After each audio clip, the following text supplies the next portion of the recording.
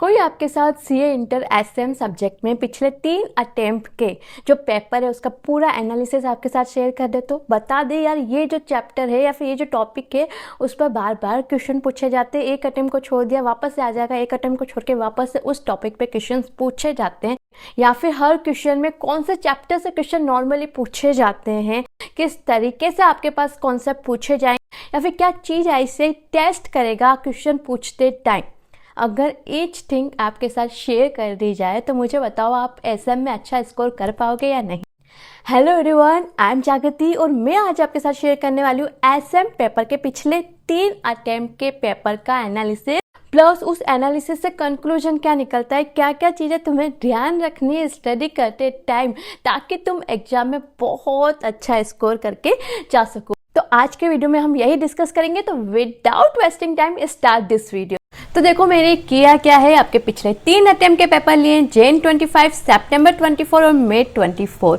हर question में कौन से चैप्टर से कौन सा टॉपिक आया है वो मैंने लिखा है, प्लस कुछ चीज़ें हाईलाइट की है कि यार ये बार बार पूछी जाती है तो इस पॉइंट को ध्यान में रख, प्लस इस पूरे एनालिसिस से क्या कंक्लूजन निकलता है, तुम्हें स्टडी करते टाइम क्या पॉइंट्स ध्यान में रखने हैं। नंबर 1 थिंग, देखो मैंने पूरे पेपर्स देखे पिछले 3 अटेम्प्ट के, एक चीज़ मैंने नोट की है कि आईसीआई अननेसेसरी ना तुम्हें क्वेश्चंस में घुमा रहा है, केस स्टडीज दे रहा है, लेकिन जो क्वेश्चन पूछना है वो तो लास्ट की लाइन में ही होगा। तो जितने भी बड़े क्वेश्चन तुम्हें दिखते हैं ना, पहले तुम लास्ट की लाइन को रीड करो कि यार क्वेश्चन ने पूछा क्या है, अदरवाइज तुम केस स्टडी में ही टाइम वेस्ट कर दोगे और क्या मेन पॉइंट पूछा उस पर फोकस नहीं कर पाओगे। सेकेंड थिंग, तुम्हें ना समरी नोट्स यूज करने पड़ेंगे क्योंकि यार यहाँ पर पॉइंटर्स है, थ्योरी है पूरी, और अगर तुम समरी नोट्स नहीं यूज करते हो तो चीज़ें तुम रिकॉल नहीं कर पाओगे।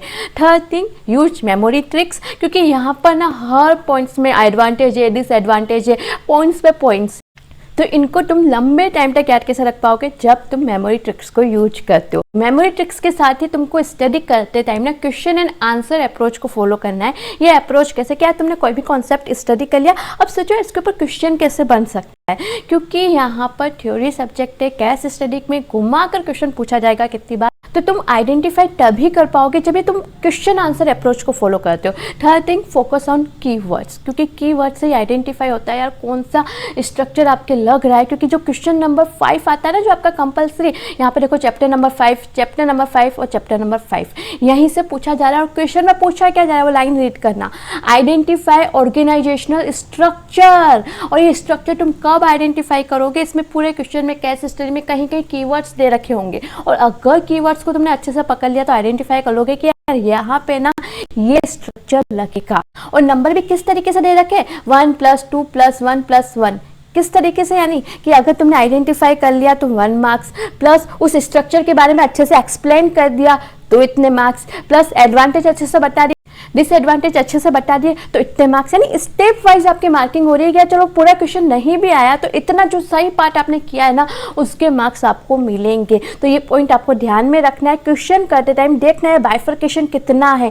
ऐसा नहीं है तुम्हें ना स्ट्रक्चर के बारे में लिखे जा रहे हो, एडवांटेज और डिसएडवांटेज पर तुमने फोकस दिया ही नहीं, पहले मार्क्स देख लेना है कि कितने मार्क्स का वो पॉइंट पूछा गया है, जो फ्रेम किया हुआ है ना क्वेश्चन उसके मार्क्स दिए उसको थोड़ा सा समझने ट्राई करना। और हाँ, फोकस ऑन कीवर्ड्स तो मस्ट है, क्योंकि यार वो कीवर्ड से ही आइडेंटिफाई हो रहा है कि इस पर कौन सा स्ट्रक्चर लगा, नेरो वर्ड लिख रखा है तो हाँ इस पर ये पॉइंट लगेगा, मतलब वो कीवर्ड से तुम आइडेंटिफाई करो कि कौन सा स्ट्रक्चर यहाँ पे लग रहा है या फिर कौन सी स्ट्रेटेजी मॉडल यूज हुई। यहाँ पर मैं 24 अटेम्प्ट में भी क्वेश्चन 5A में यही चीज पूछी गई है कि discuss strategic model use and limitation.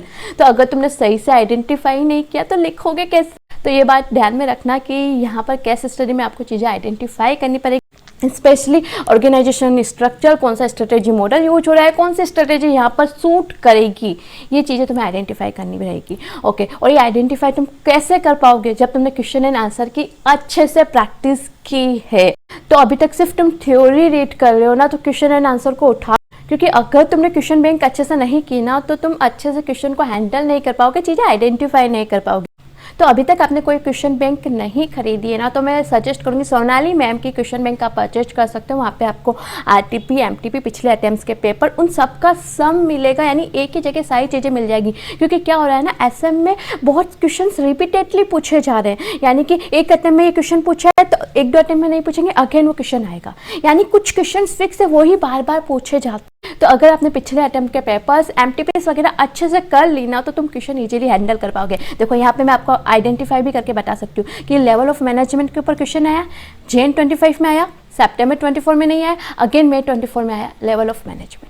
इसी टाइप से आपके जो 5 फोर्स वाला ना बहुत इंपॉर्टेंट टॉपिक है, मैक्सिमम पूछा ही जाता है। यहाँ पे आपके जैन 25 में भी पूछा गया और आपके सितंबर 24 में भी पूछा गया। इसी तरीके से ये आपका एसपीएम वाला जो टॉपिक है ना, स्ट्रेटेजिक परफॉर्मेंस मेजरमेंट, ये आपके जैन 25 में भी आया, सितंबर 25 में भी आया। तो ऐसे बहुत से सारे टॉपिक्स है तो बार बार पूछे जाते हैं। और ये जो बार बार पूछे जाने वाले टॉपिक्स आप कैसे आइडेंटिफाई करोगे, जब तुम क्वेश्चन बैंक करोगे।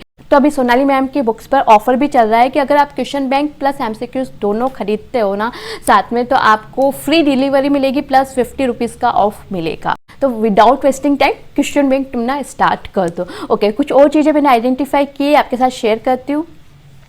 देखो, एक स्टेप मार्किंग हो रही है जैन 25 पेपर में, क्लियरली शो हो रहा है कि यहाँ पे स्टेप मार्किंग हो रही है। यहाँ पर आपके मई 24 में भी स्टेप मार्किंग देखने को मिली। तो आपको पॉइंट माइंड में रखना है कि यार जो पूछा है ना, 1 मार्क के लिए चीज़ पूछी तो 1 मार्क जितना ही लिखो, ज़्यादा अपना टाइम वेस्ट मत करना। देखो 5 ही चैप्टर है एसएम में, कुछ सेलेक्टिव स्टडी का मत सोचना, सब करके जाना, समरी वे में कर लेना, लेकिन करके जाना। क्योंकि देखो यहाँ पे कुछ पैटर्न फिक्स नहीं है कि यार इस टॉपिक से ही क्वेश्चन आ रहा है या फिर इस चैप्टर से ही क्वेश्चन आ रहा है। खाली क्वेश्चन 5A में ये पैटर्न देखने को मिला है कि यार चैप्टर 5 से क्वेश्चन आ रहा है, बाकी देखो सब जगह डिफरेंट है।